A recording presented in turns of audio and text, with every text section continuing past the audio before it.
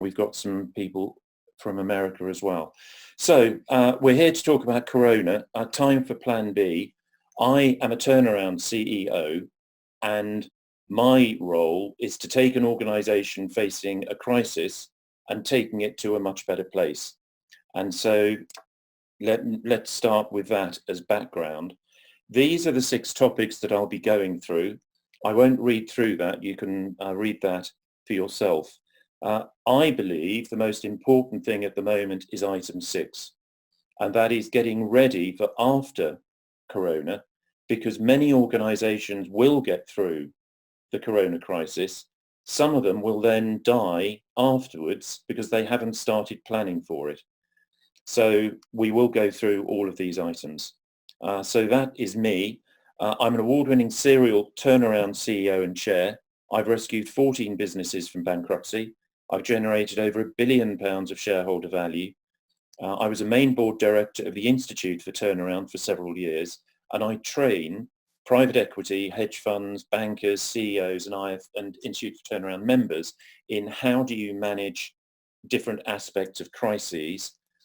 I'm also one of the top master coaches and mentors to chief executives.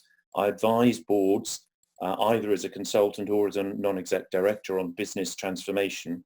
I'm also a keynote speaker and have appeared in a number of publications. Jeff Randall, Chief Sky BBC business editor, said that my unique combination of business and psychology skills and experience means I can deliver phenomenal results. And that's one of the things that is very important at the moment, especially in the Corona crisis. The combination of understanding business and the psychology of fear and the impact that can have on a business and decision making. Clearly, the stock market is just one example of that. I have written 7 books. One of them, Houston, We May Have a Problem, a business book.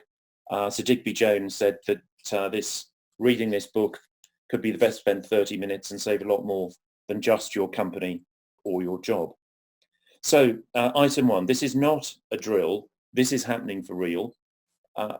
Quite rightly, the government has invoked COBRA and is meeting on a regular basis. And the organisations that I'm dealing with at the moment, and that varies from all sizes, from FTSE 100 companies right through to SMEs, having a Corona crisis management team is absolutely vital.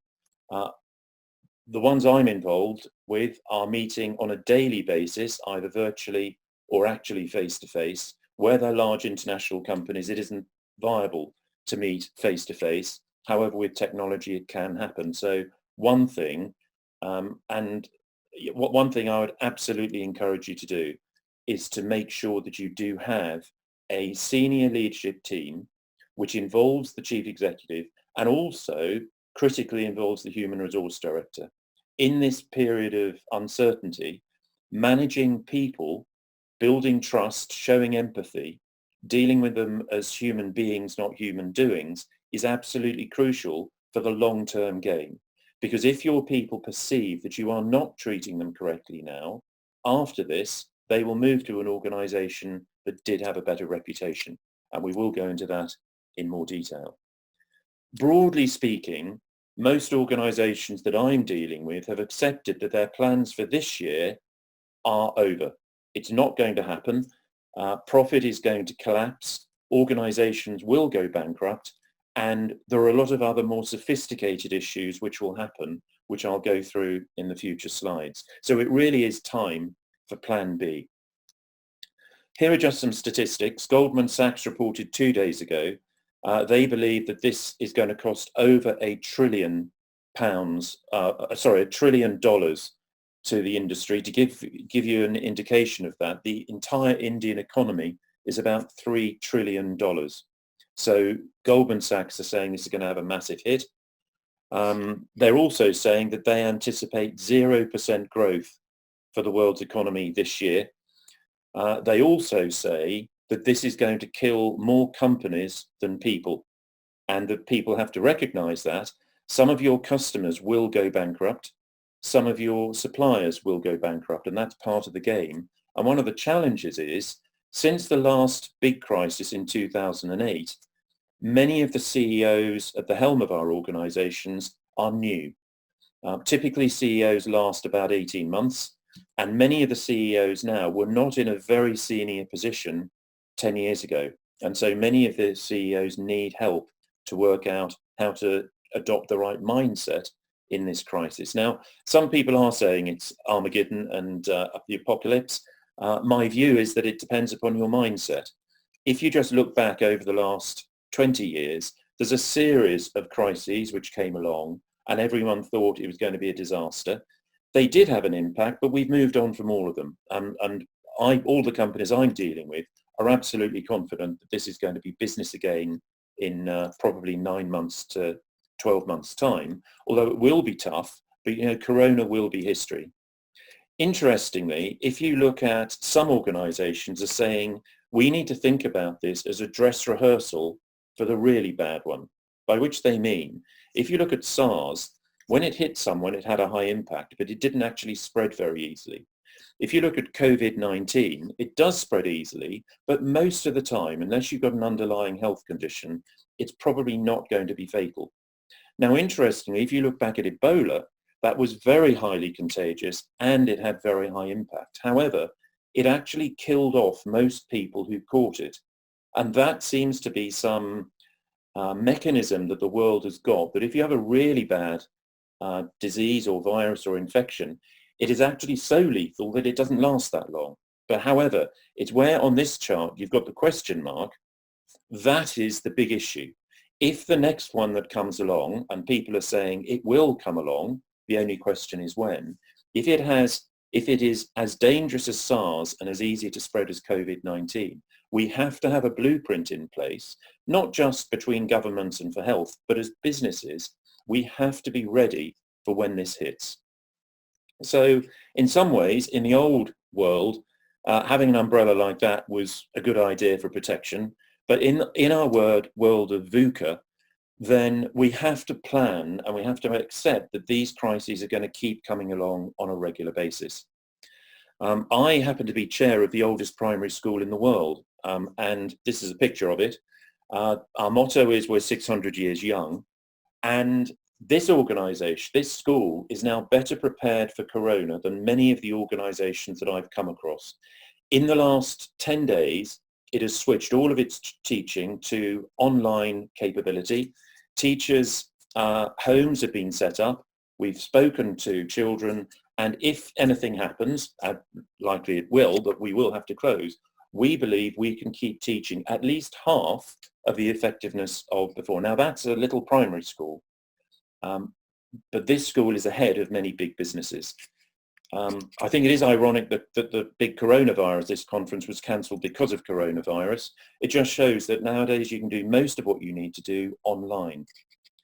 Another aspect of leadership is at the Battle of Trafalgar in 1805, Lord Nelson sent the famous message through flags to all of the Navy saying England expects, he wanted to say and requires, but they didn't have the flags to do that in those days. England expects and requires that every man do his duty. And that, I think, is something else that the leadership teams I'm working with are demonstrating trust and confidence in their people. And they're saying, we're going to be open with you. We're going to tell you what we know and what we don't know. This is an opportunity for all of us to rise to the occasion. It's in all of our best interests. We are going to be looking after you as humans, and we're going to be doing everything we can to keep you safe. Please do everything you can to make sure that we've still got a good business with customers and suppliers and employees after this. And in every instance that I'm involved in with this, the workforce is responding incredibly positively. And one of the phrases that we use is, if it's to be, it's up to me, taking full personal responsibility at every level in the organization. People get it and they respond to it. Now, it is also important in situations like this that the leadership team, and in my view, the Corona Crisis Management team, especially the CEO and the HR director, need to be there ready to take focused and decisive action at the right time. This is not a time for procrastination. So I'll now move on to crisis management. As a turnaround CEO, there are certain things which you do almost every time you get involved in a crisis, or for that matter, any significant business transformation. And just to be clear, let's go through those, because some of these things may seem obvious, yet many organizations aren't aware of them. I I saw this on a wall the other day, keep calm and carry on with bullet holes through. I think that's in a way, that sort of sums up where we need to be. The philosophy as leaders needs to be keep calm and carry on, but we recognize that there's going to be a bullet storm and we have to be ready to have the resilience and tenacity to go through that. Another phrase, which as a turnaround CEO, I have to live this on a day-by-day basis. Sales is vanity, profit is sanity. That's good. You need profit, but cash is reality. If you run out of cash, your business dies. It's as simple as that. In terms of action orientation, making sure that everyone realizes that the key thing here is to get things done when they need to be done. And that requires decisive and making sure that everyone in the business realizes that this is a time for a mindset of action. It's very important. Just to go through some legals, we have a mix of some people are coming in from Fortune 500 companies right through to SMEs in the UK. In the UK, there are some very clear aspects of law which it's important to understand. First of all, insolvent trading. If you cannot pay all of the bills as they fall due, your organization is insolvent. Now, there's nothing wrong with that. Many companies trade successfully for a considerable period of time being insolvent. It doesn't mean they've run out of cash. It just means that if they were asked to settle all their bills on the time that the contract says, they wouldn't be able to do it without further funding. That's okay, as long as you believe you can get through that period. If you don't have that confidence, it is illegal to keep operating in that same way. And also, there is a very significant change to directors' fiduciary responsibilities. And just to be clear, what a director means is that you are a significant influencer of what the business does. You don't have to have a director word in your job title for you to be a director, nor do you have to have your name registered at Companies House. There are myths about that. If you have a significant impact on the strategic decision making of your business, you are a director. And if you are a director of an insolvent company, what that means is that you have to look after your creditors ahead of your shareholders. And if you start making payments to shareholders, for example, a dividend, or you make decisions designed to help the shareholders' position instead of your creditor's position, that is illegal. You can go to prison and you can be banned. That's one of the forms of wrongful trading. And also, if you pay creditors out of priority, so for example, the government is a very high priority and you can't choose to pay a small company instead of the government if you are trading insolvent. So it's very important to understand, especially if you're in a company where there is a potential cash issue and you are a director, whether you're called a director or not, it's very important to know these things. There is a crisis mindset, a good crisis mindset, and there are 5 steps here. First of all, you've got to accept it's a crisis. Don't allow discussions to say, well, maybe it won't turn out to be so bad. Make a very clear statement amongst yourselves as a leadership team and say, this is a crisis. We now need to move from status quo thinking into a different, more dynamic sort of thinking.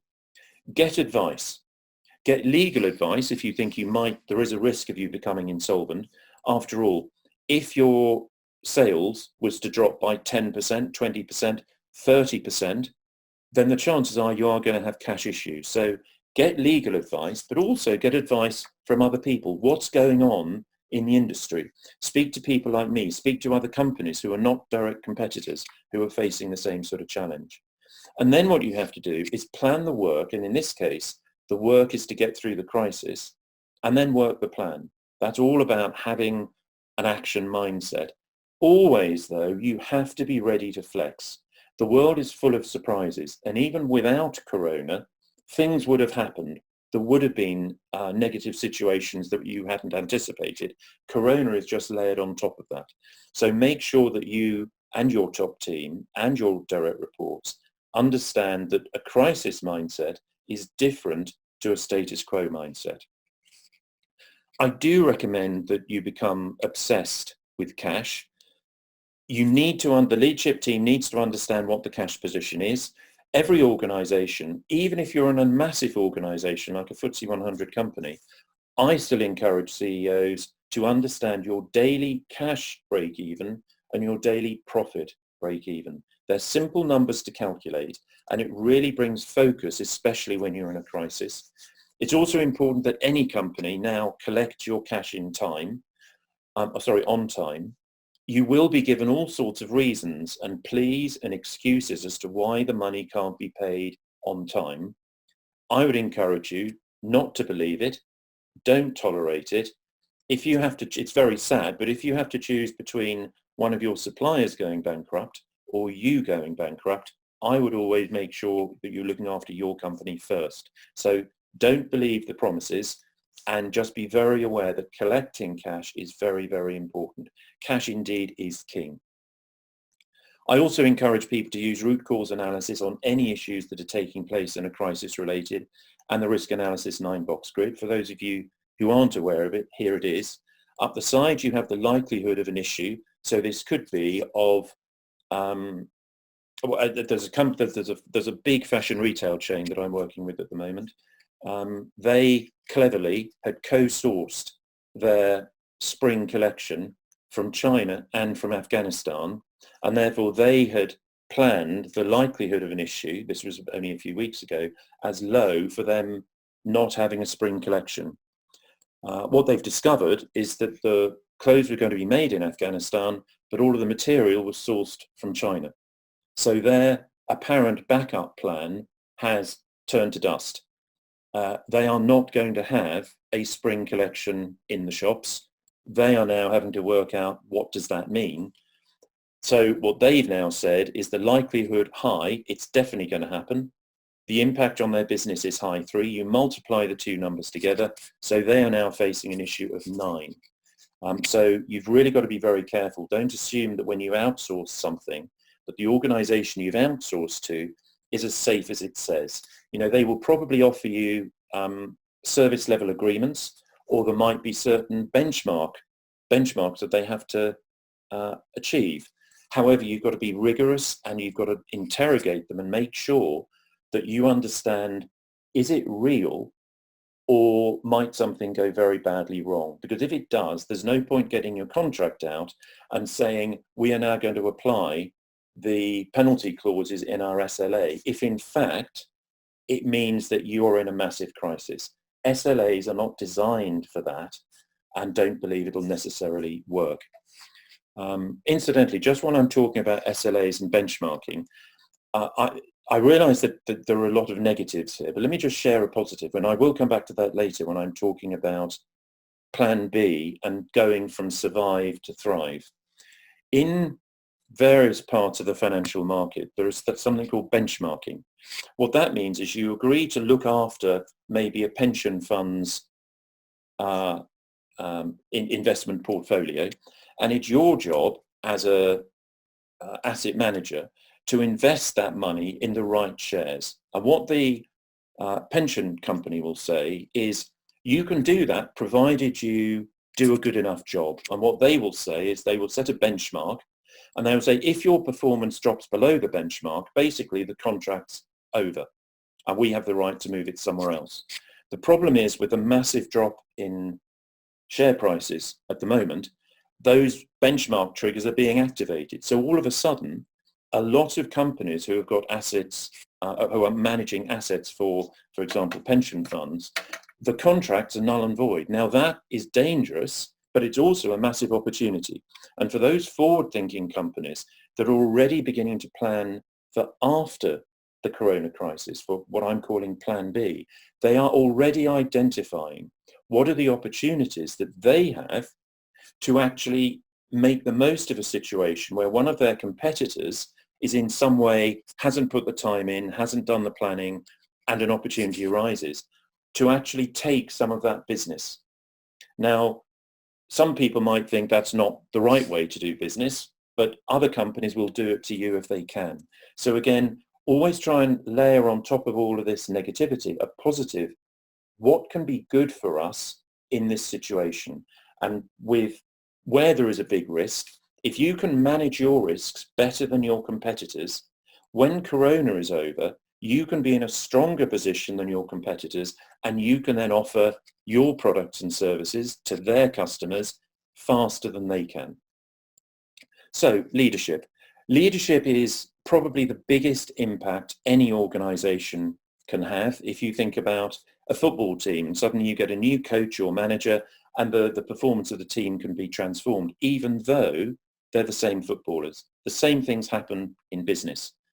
My strong recommendation is that because coronavirus, probably for the first time, is having such a massive people impact, rather than the classic disaster recovery type issues of earthquakes and flooding, which is where typically you relocate people. In the crisis we're facing now, it's the people who are actually the risk. And therefore, I recommend that HR directors step up and they partner with the chief executive and you work together, where the human resource director takes responsibility for all aspects of people, because human resource directors should be experts at employment law, employee engagement, how are the workforce feeling, thinking about some of the softer skills around empathy, caring, compassion. And therefore, this is an opportunity where tough decisions have to be made. But my belief is that if the CEO and the human resource director are working in harmony together, you will end up with a much better plan. And I've got some specific questions later in this presentation designed for human resource directors to almost use as a checklist, that when the Corona crisis management team is making decisions, that there are these questions which are made just as a double check. So it is all about building trust, not burning trust. Just to give you one indication of a company that I'm not working with, but I'm actually working with one of their competitors. It's a travel company, a large travel company. They have recognized they had an issue, and they sent an email to all of their staff globally saying, as of a very near time, every employee in the company is on a 4-day week. There was no warning, there was no consultation, and it's caused immense upset. There are many people who can't afford to have a 4-day week. There are some people who actually would have liked to have had a sabbatical. And the organization that I'm working with, they're not in travel, but they're in a very similar situation with a massive drop-off of demand. What they've done is they have gone to their workforce and said, look, we're being honest and open and mature with you.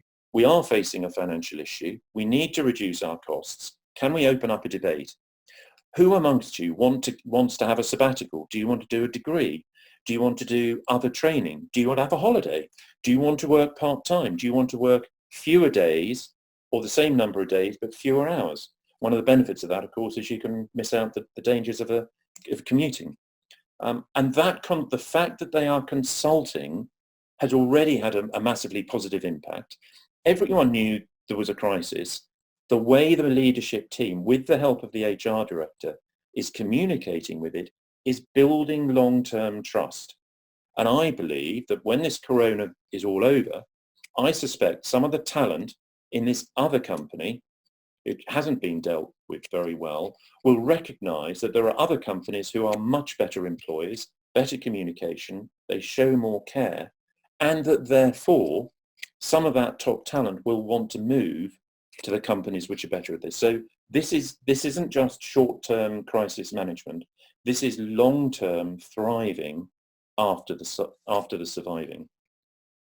To be clear, trust is critically important. There are 7 C's of trust, which many of you will know. The top 3, by far in my experience, are the most important. It's the credibility of the top, in this case, the credibility of the top leadership team, the character that you show in really tough times. Do you still step up? And are you an inspiring leader, demonstrating calm and gravitas and professionalism? And also, do you demonstrate that you've got the capability to lead this organization through the crisis, even though none of us actually know the detail of how the crisis is going to be? However, if just those 3 C's, if you can nail those and consistently communicate those 3 aspects, that will build massive trust with your people. I'm sure many of you will know the US department chain, Nordstrom. This was their entire employee handbook about, it was about 12 years ago. So this isn't the title page. This isn't a summary. This is the employee handbook. And what they would do, when someone joined the company, they would say, this is how we want you to act. And on the left-hand side, it says, our number one goal is to provide outstanding customer service. Set both your personal and professional goals high. We have great confidence in your ability to achieve them. So our employee handbook is very simple. We have only one rule. Our one rule, use good judgment in all situations. And then at the bottom, it did say, please feel free to ask your department manager, store manager, or human resources any questions at any time. Now that is a massive demonstration of trust. As it happened, due to regulatory changes in the US, they actually had to go back to a more substantial employee handbook. However, the principle is still there embedded in the organization. And any way that you can find to demonstrate that you trust your people, they will then start working their socks off for you in return. And to be fair, whatever you might think of Boris, if you think of his normal, ebullient, maybe high charisma, humorous, sometimes he gets it wrong style, if you watch him now, he's serious, he's low key, his head is tilted down, he does all the classic symbolism of gravitas. And at the moment, gravitas is more important than charisma. You don't really want someone to come along with a, high-fiving and trying to win people over with their personality. That could easily look trivial. At the moment, gravitas is very important. And if you don't know what gravitas is, look into Google. We've got a lot of notes in our online coaching system all about gravitas and how anyone can demonstrate gravitas. Now is a time for gravitas.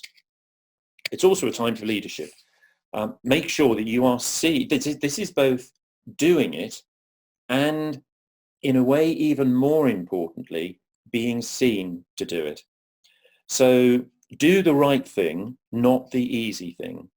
Demonstrate calm and confidence. Also, and this is one that many CEOs, and forgive me, but this is typically worse for male, Caucasian, middle-aged CEOs, they believe that strong and humble are different ends of a continuum.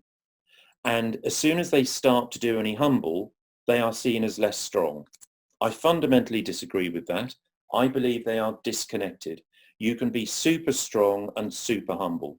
So by strong, I mean you can be confident and you can be inspiring and you can lay out your vision and the path to achieve the vision. At the same time, you can say, I'm sorry, I got that wrong. Or I actually need some help here because I'm out of my comfort zone. Or even for a man, and this is particularly bad for a man, to say, you know what, I'm not a very good driver. Or even, I'm lost. Would you mind guiding me to my destination? So strong and humble is very good because anyone who tries to be a Superman or Superwoman, it's simply not credible, especially millennials. They will not buy it. And if you can demonstrate some areas of weakness, almost to laugh at yourself. Now, sometimes as a coach, sometimes I go through this in detail with the CEO. Now, if you're a Formula One motor racing driver, you can't say, I'm not very good on corners. That doesn't work. But you might say, I'm not very good with this latest phone and I keep pressing a button and I get lost. Now, that's okay. So I would encourage everyone to cultivate a minor weakness that you are happy to laugh at yourself about. You joke about it, you let other people know, you let them with a bit of banter and poke fun at you, because when the shit hits the fan, and it is going to, people need to believe in you as a human, not as a fake super person. So strong and humble is good. Gravitas and charisma are good, but right now gravitas is more important. Build trust, don't burn it, as we said before, and show care and compassion. One of the things I'm recommending to boards at the moment is when you're making a decision about employees, and if you've got thousands of, even if you've got hundreds of employees, but if you've got thousands of employees, it's very easy just to think of them as some blob of humanity.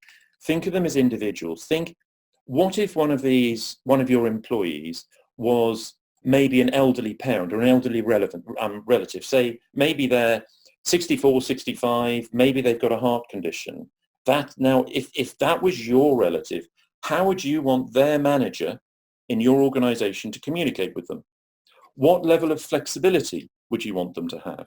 So care and compassion is critical. Human beings, not human doings.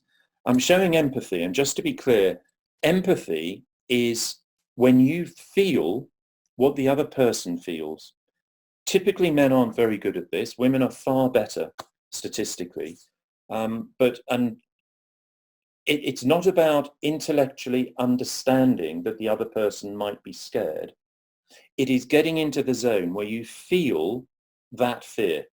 And by doing so, you relate to them, and you will probably start acting and communicating differently by doing that. And I think we'll come back to Gandhi's famous phrase, don't just stand in the other person's shoes, walk a mile in their shoes.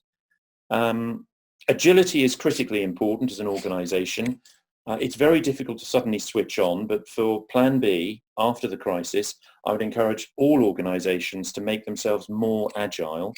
As leaders, you need to have leadership agility to be able to change your style of communication depending on the level of crisis you're in. And there's just one example there. There's an auto component manufacturer in US, and they have stopped making auto components, and they are now making masks and incubation tents for Corona. Very smart.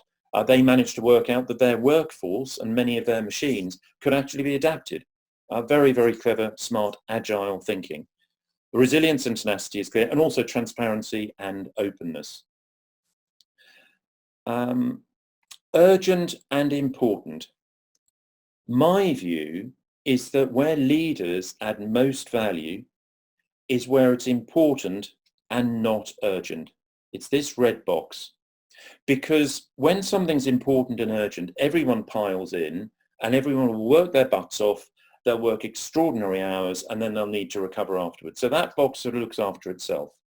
Down here in the not urgent, not important, people shouldn't be focusing on that. Sometimes you have to get some stuff done, but that should not be a big part of what people do. And where something's urgent, even if it's unimportant, people will respond. People love responding to sudden requests without necessarily evaluating, is it right? No normal person, other than leaders, tend to think about what's important, but right now isn't urgent. What they do is they leave it until it does become urgent, and then everyone piles in. So my recommendation to leaders and boards is to focus on this box. And right now, I believe Plan B is in this box. No one has to be planning right now for what do you do after the Corona crisis. However, those people and those organizations that do will have a massive head start when we've come out the other side. It's a choice. You don't have to. I'm encouraging the organizations that I'm dealing with to do so. So people and HR directors, we're only going to get through this together as a team, and in every organization, together everyone achieves more. The acronym of team is absolutely crucial. This is where we're saying don't just stand in other people's shoes, such as your employees, walk a mile in their shoes, as Gandhi said. Really feel for what it is they're going through. Now, good for Roseanne Williams, president of Starbucks globally, where she said a couple of days ago, as we navigate COVID-19 together, what matters most is how we as a company care for you. This is to the employees. I want you to know that here at Starbucks, you should never have to choose between work and taking care of yourself. Brilliant statement. One of their employees, I think it was in Seattle, was infected with coronavirus, and they believe it was because they were handling a customer's reusable coffee mug, which clearly became very popular recently because of environmental reasons. Starbucks have now banned reusable cups because they believe it poses a risk to their employees. This is the sort of thing, a very clear statement backed up by action. This will be remembered by employees for a very, very long time. And I also think it will be remembered by people who work in their competitors' coffee shops as well, if they don't follow suit. Ultimately, it's all about people. You have to have cash. Just talking as a turnaround CEO again, of course you've got to have cash, but once you've got the cash, you cannot survive as a business without your people going to work positively, striving, even if the coronavirus is a big risk on their mind. And 3 words here: empathy, compassion, and even dealing with bereavement. It is likely that some of you who are listening now in your organizations, then some of your employees will know someone, a friend or a member of the family, who does sadly die as a result of coronavirus. There might not be, but the chances are that we will all know someone who suffered like that, if it's anything like Italy anyway. And therefore, think through, are your managers aware of how to deal with it? I've seen managers who have never been trained in or have never really thought about situations in bereavement. They're very awkward and they avoid the person who's suffering bereavement. And that's not what the person wants. There are simple guidelines as to what to do when a member of your team or a member of your family or friends, there are things you do, things you should never, for example, say sorry. That doesn't help anyone. However, empathy, compassion and bereavement, it's important that this sort of word is added to the vocabulary within the Corona Crisis Management team. Because if you're not using words like this, you're not yet thinking enough about the people and the reputation you're building for after Corona. So here are some questions that I would encourage any HR director to have as a checklist and to be using on a regular basis in your Corona Crisis Management team with your CEO, just double checking that before you start implementing something, you've checked it through. So how are we demonstrating empathy and compassion through the actions and communications we're doing?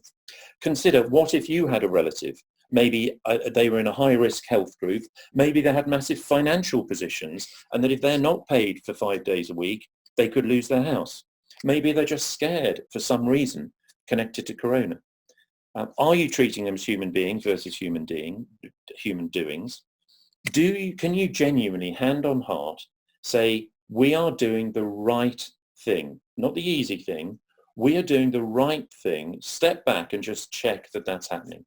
And also, looking back, put yourself 9 months, 12 months forward, and then look back and just think, what are your employees, your customers, your suppliers going to be saying about the way you as an individual, you as a leadership team, and you as a company acted and behaved during that crisis?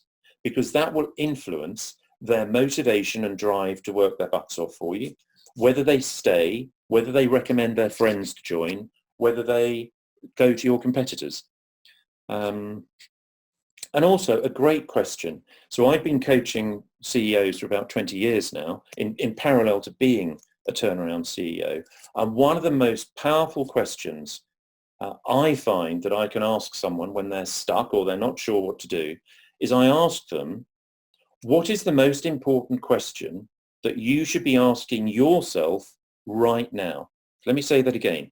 The question you ask the other person, or the question you ask yourselves as a leadership team, is, what is the most important question we should be asking ourselves right now? Very, very powerful question.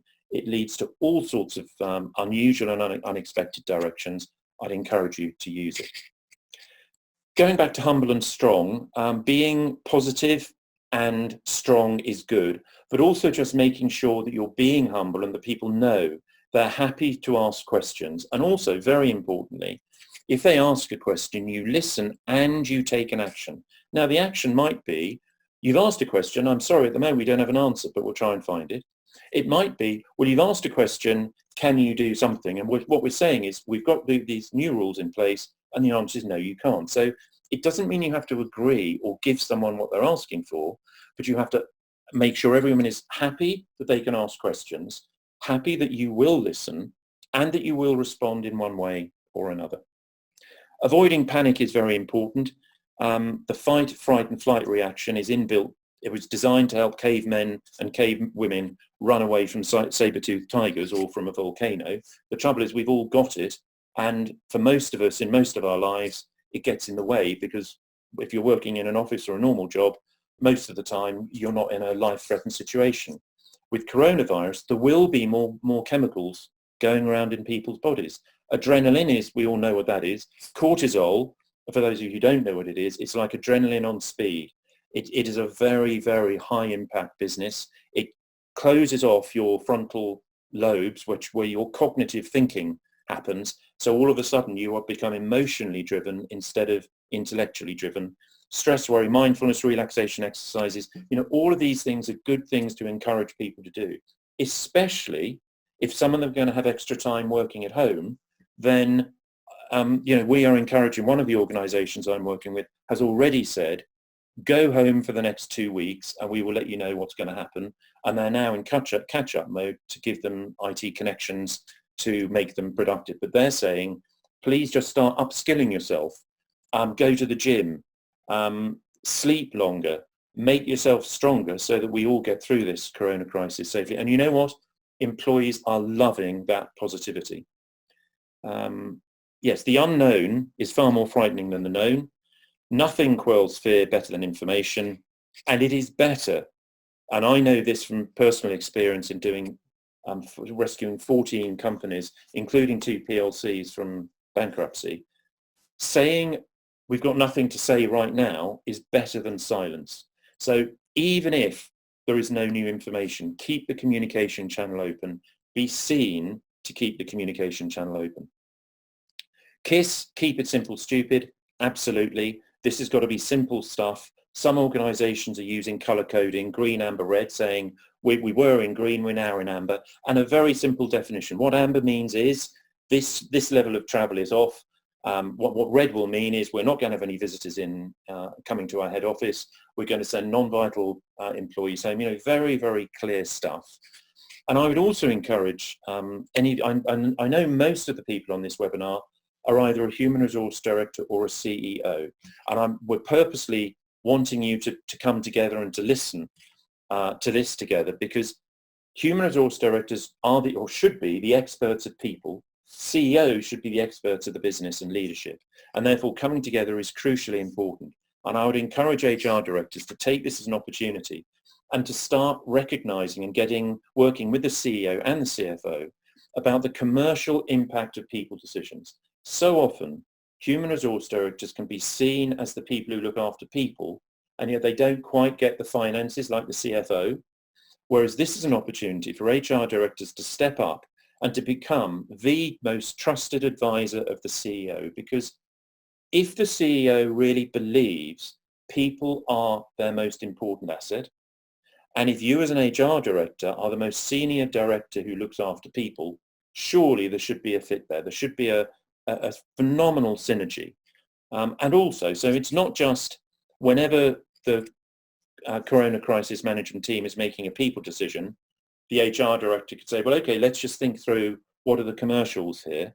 Also, when a commercial decision is being made, the HR director can step up as the conscience of the organization and the team and say, well, what is the people impact of this commercial decision?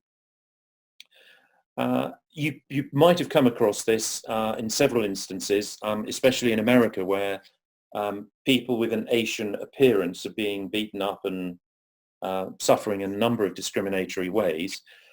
In your communication, in your signaling, you need to be very aware that you don't convey any form of unconscious bias. Often if you say the word terrorist, some people have a particular mental image what that terrorist might look like. Now, over time, if that's not managed, that will influence how society looks at people who have a similar look. Similarly with face masks. And I'm not saying here the face mask is the issue. My view, though, is if you were to use a picture like this with your people about, please take care and wash your hands regularly, and you use this photo, that is showing unconscious bias against people who have that sort of appearance. So we've all got to be incredibly careful that we do not fall into the traps of unconscious bias. Interestingly, we've done a lot of work on introversion and extroversion. Many of you might know that the difference, it's genetic, it's not a choice, and it's how your brain processes dopamine. So the blue pin here is representing an extrovert who loves being with other people. They get a buzz from it, they get energy from it, and they give energy back. On the right-hand side, you've got maybe an introvert who likes more space, they like to think, and they like to consider before they talk. Very, very different types of people. And typically, offices, especially open plan offices, unconsciously discriminate against the introvert because they tend to be noisy, buzzy places.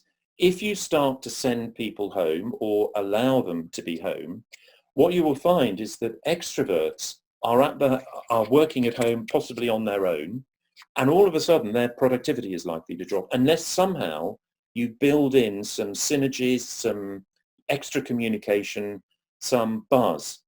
Now, introverts typically love working at home, and so for them it's a massive bonus. But in all cases, this is just another example. Think of the whole person and any aspect that you know. Do you understand the personality types? Do you know the introvert-extrovert quotient, which is another analytical tool around at the moment? And so some people, like an introvert maybe here, in a normal office environment, finds it hateful. Working at home, they're absolutely happy. Other people might find it happy, but an extrovert might find working at home really tough. And if you are going to be asking or telling a large proportion of your workforce to be working from home, why not think this stuff through? Because if you want them to be productive, you need to treat each person as an individual. There is no single panacea for getting the most out of people, especially when you have to manage them remotely, potentially for several weeks at a time.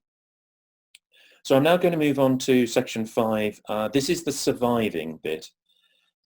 The thing that's different about this crisis is that most business continuity plans aren't built for not having the people. There might be a terrorist attack, or there could be floods, earthquakes, fires, or crashes, all sorts of things. Typically, though, what happens is the place people go to work is no longer functioning. So often you have a warm or a hot backup somewhere else and you relocate the people. And it might be that some of the people get injured, or worse perhaps. Broadly speaking, though, the working assumption is it's the location that goes and you just relocate them. However, it doesn't work. Whatever you call it, and I know these are all different things, but business continuity, disaster recovery, governance risk compliance, CMC, and risk analysis. Most of this stuff hasn't been designed for a coronavirus. And as I mentioned before, it's worth adding on a layer of shortage of people for this crisis, but also see this as a dress rehearsal. We are going to have to go through this again. There tends to be a cycle of these viruses popping up, and it's probably going to be more frequent. So I would encourage you to, of course, look at what you've got. It probably is not enough, though, and you need to do more. A very simple approach is single points of failure, sometimes called SPOFs. And a SPOF is normally a machine, a system, or a person. One of the companies that I rescued was a big, middle-sized manufacturing company. And on my first day, I walked around the plant, and off in a dark corner, literally a dark corner, there was an old guy working a machine. It looked really oily and old and rubbish. And every now and again, he pushed a trolley over to the main, clean, computerized robotic production line, tipped out what he made and went back again. After I should have paid more attention to him, but I didn't. It was my first day. 2 days later, he was off sick. And the entire factory stopped because he made a very small, very specialist component in a machine that was about 30 years old. There was no manual. No one else had had to operate it before because he was a very reliable person who didn't have sick days. That mini component went into the critical assemblies. And without that component, they couldn't make the assemblies. It's like trying to make a car without any spark plugs. It doesn't matter if you've got everything else there, the car won't go. And so we had to buy, in emergency situations, we had to buy a new machine, which was about £250,000, and that was a big hit. But within a few days, we also hired a specialist person to come in and operate it. And that cost us £250,000 to replace the machine. However, we lost £3 million through lack of production. And that is the risk of a single point of failure. Whether it's a machine, a computer system, or people, you have to identify where you've got a single point of failure, because when it goes, it doesn't matter how strong the other links in the chain are. All you need is one bit to be missing, and the whole situation changes. So some other comments about, especially in the world of IT, the disaster recovery you've got for your IT, check where you've got anything outsourced. Do you actually have, does the outsourcer who you have outsourced the disaster recovery to, they make money because they probably have the capability of looking after maybe 4 or 5 companies in crisis at a time, but they probably have 100 companies that pay for their fees. And they know it's very rare to have even 2 customers at the same time. But in the coronavirus, they could be inundated with demand more than even their disaster recovery. So it's worth interrogating, especially in IT. Do the people who are going to provide your disaster recovery, do they have the capacity to respond to far more people than they've ever planned for before? Do they actually have the kit? And also, this is another, forgive me, another thing that happened to an IT company that I took over. A BT digger went through the power cable and the power to the head office failed. The computer system had its own generator, and so therefore the computers were working. This is back in mainframe days. However, the air conditioning, the cooling system, which I'm sure you know is vital for mainframe computers and big computer installations, didn't have its own supply. So in less than an hour, everyone was sweltering in there, working at about 35 degrees. We got very close to health and safety issues. We managed to find a way through, but again, you really need to interrogate the full disaster recovery that you've got in place. You've also got to recognize where it says manual versus reality. There will be a manual that was probably written some time ago, but you would be very misguided to believe that's how it works. There are always workarounds that people use, and they can't be bothered to update the manual. So the manual probably describes 95% of how things work, but if the other 5% goes wrong, it all fails. If you are going to be asking people to work from home, are you going to be asking them to use their own kit? Are you going to provide them with some form of IT travel kit with headphones, laptops, cabling, and so on? And all I'd do is I'd ask you to think, if you were a professional hacker, if you worked for another country that didn't like your country, if you wanted to blackmail someone, if you were a kid and you just wanted to have fun, if you're any form of hacker, where would you go under a situation like this? Wouldn't it be easier to find out where all the new remote laptops are, where either there isn't the full security setup, there are processes which people want to follow, but should be following, but they're not. And those are the weaknesses that people will get into.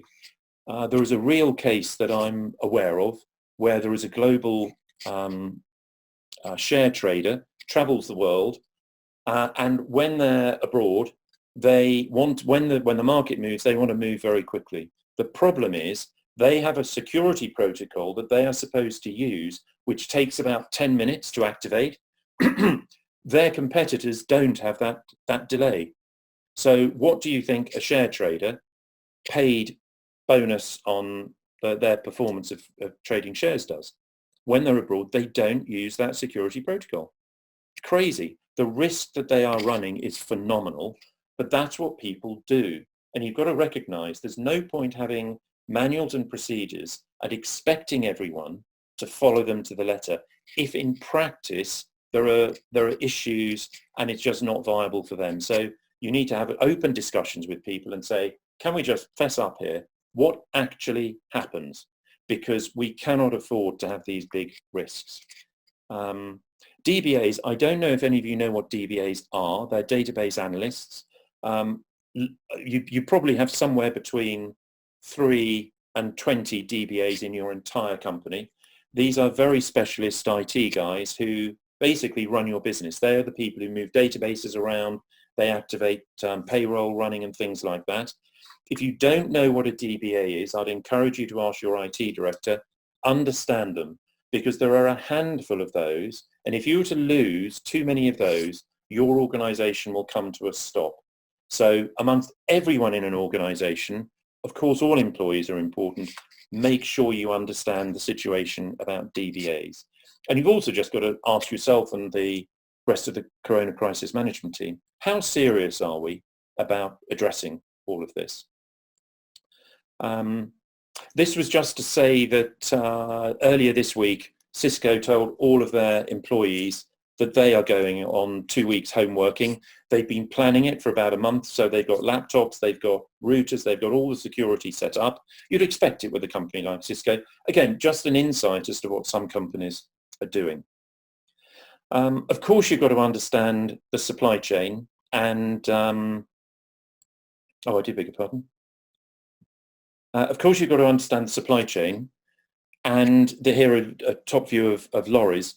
You've got to, as I mentioned before, you've got to work through your entire supply chain. So simply co-sourcing clothes from Afghanistan and China, if all the material comes from China, that doesn't help. So I won't go into detail now. I'm sure you've got specialists who can do that for you.